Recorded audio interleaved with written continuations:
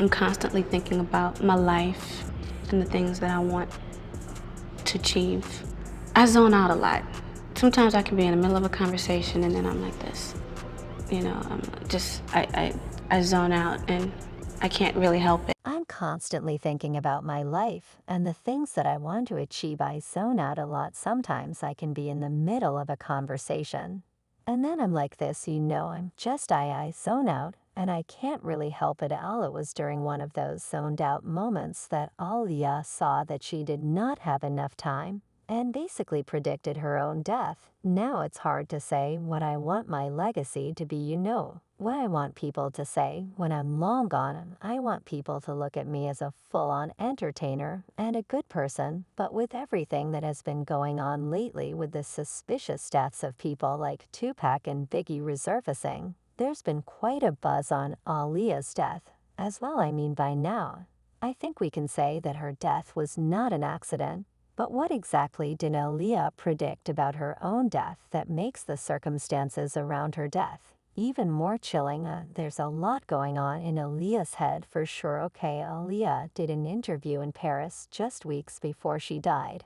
And this is what she said: "It's dark in my favorite dream. Someone is after me. Don't know why I have that fear. Then suddenly I lift off. I fly away, far away. How do I feel now? It is like swimming in the air, free and without any weight. No one can reach me. No one can touch me. It's a wonderful feeling. Otherwise, I am alarmed by this dream. Somehow, what does it mean that I want to escape from real life sometimes, but from what? From success or the pressure of show business? No, I enjoy every second of my fame. If I could rewind my life back to the start, I wouldn't change a thing, honestly." Surprisingly, a few weeks after the interview on August 22nd, Aaliyah flew to Miami to film dance routines on a green screen set for the Rock Thibat music video, which was being directed by Hype Williams, and she never made it back home. Now, a lot has been said about the circumstances of her death, 'cause regardless of how we look at it, it always seems like her death was planned. If you ask me, the first red flag has always been how Hype suddenly decided to move the filming to the Bahamas,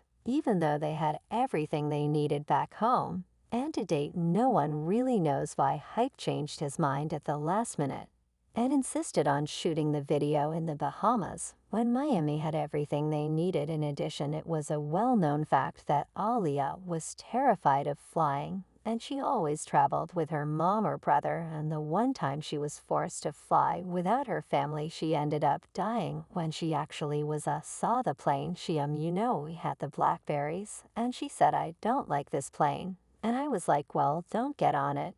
And she was like, "Well, I got to because I got work to do." She got on the plane. And she always had a very serious fear of planes in general, MH. So she had to overcome a fear to get on that plane on the way there. So was it a ploy to get her to travel alone, since she always traveled with her mom or brother? And get this, Aaliyah was also supposed to stay in the Bahamas until August 26. But they wrapped up the shooting a day earlier, and Aaliyah's team insisted on leaving that same day. But she never got home, 'cause the plane crashed. To tap it all off, Damon Dash also told us that Lenny Kravitz was sending Aaliyah and her team a plane to get back from the Bahamas. But Hype Williams took it instead.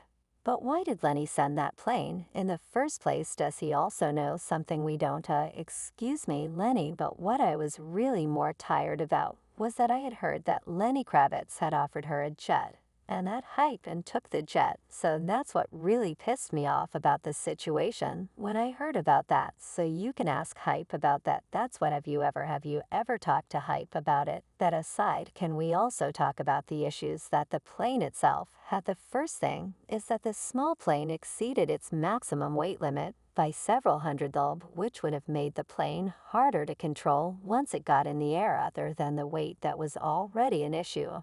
Apparently, the pilot had also reportedly faked his license and was under the influence of alcohol and other stuff at the time of the accident. Then we have Kathy Lully, who wrote in her book Baby Girl, better known as Aaliyah, that someone named Kingsley Russell, whose family ran a taxi and hospital business in the Abaco Islands, was just 13 years old on August 25, 2001. and he was with Aaliyah as his stepmother drove her team to the airport for her return flight back to the U.S. He said that when Aaliyah saw the plane take her back to the U.S. mainland, she refused to get on board and went back to the cab. Then someone from her entourage returned to ask her what was wrong, and Aaliyah is said to have repeated her concerns about getting on the plane that was overweight, at which point she was handed a sleeping pill and fell into a deep sleep before she was carried on board again. Why would they need to carry her on board when she was asleep after she had specifically said that she did not want to board the plane? Now, when it comes to Aaliyah, there have also been speculations that her own family was involved in having her unalived, and this was after they allowed Aaliyah to be used by different men in the industry. R. Kelly lured Aaliyah into a very controversial and highly inappropriate relationship, getting her pregnant, and then forging documents to marry her when she was still underage. Also forced the marriage ceremony to ensure that as his wife, Aaliyah would not be forced to testify against him in a court of law. And Aaliyah's family knew this. In fact, Aaliyah's uncle Barry said that some family members, like Aaliyah's mom, actually knew what was happening with R. Kelly and did nothing about it. Were you aware of the issues going on with R. Kelly when they were going on? No, didn't have a clue, completely ignorant to it. Do you think anyone in the family was yes, I think my sister knew a lot more than what we thought she knew. Speaking of Aaliyah's uncle Barry, did you know that he received $9 million from her death? In fact, word on the street was that Aaliyah was allegedly about to leave his label once her album dropped, but Larry signed a liability agreement 5 days before her passing, saying that if anything bad were to happen to Aaliyah, that Blackground wouldn't be held responsible. So did he know that something bad was just about to happen to her, honey? Something else that was a bit sus with this whole situation was that in the weeks leading up to her death, Aaliyah was not on good terms with most of the people she was working with. Unfortunately, we weren't talking when she passed. She wasn't talking to Timbaland, or I think her and Missy fell out as well, so she was not on good terms with Missy Elliott. And the other person who was working very closely with Aya and Missy, who she was also not on good terms with in the weeks leading up to her death, is Timbaland. Tim actually admitted that they were not on good terms with Aaliyah just before she passed. Tell you like this, the thing what really bothers me the most about the Live the Death, we just got an argument and I never really got to say I'm sorry again. The fact that she was fighting with so many people because she never wanted to play ball with anyone has always been sus. That probably made her a target. And Mary J. Blige even said that she believed that there was a lot of foul play in Aaliyah's death.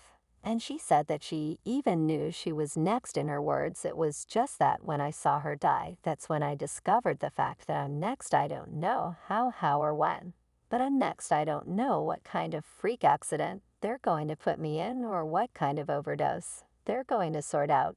But at the end of the day, I knew I was next. I just thought I'm scared. Mary J. Blige also talked about Aaliyah's death being some spiritual unaliving. And knowing how spiritual Aaliyah herself was, maybe she did see it coming. Baby, the allegation has always been that people wanted to control law and use her as a puppet to push agendas, but was a highly spiritual and intelligent person, and she was becoming a free spirit, staying away from the narrative Hollywood wanted to use her for. She was very self-aware, and because it was impossible for her to be used to fulfill the elite's agendas, she had to go.